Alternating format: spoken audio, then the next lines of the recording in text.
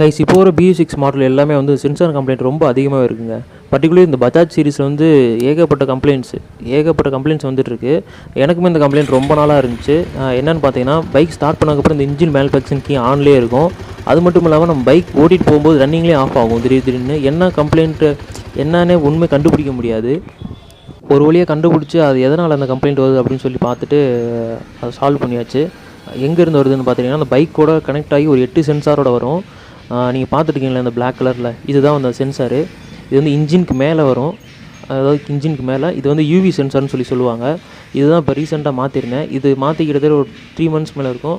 இப்போது எந்த கம்ப்ளைண்ட்ஸும் இல்லை. ஆனால் அந்த இன்ஜின் மேனுஃபேக்சரிங் கீ ஆன்லேயே தான் இருக்கும். பட் ஆனால் அந்த பைக் வந்து ஆஃப் ஆகிற கம்ப்ளைண்ட்லாம் இல்லவே இல்லை. கைஸ் இதுதான் வந்து பழைய சென்சாரு. இது நான் மாற்றிட்டேன். இது பழசு. இது மாற்றினதுக்கப்புறம் எந்த கம்ப்ளைண்ட்டும் வரல. நீங்களும் ட்ரை பண்ணி பாருங்கள். ட்ரை பண்ணி பார்த்துட்டு கமெண்ட் பண்ணுங்கள். Thank you all.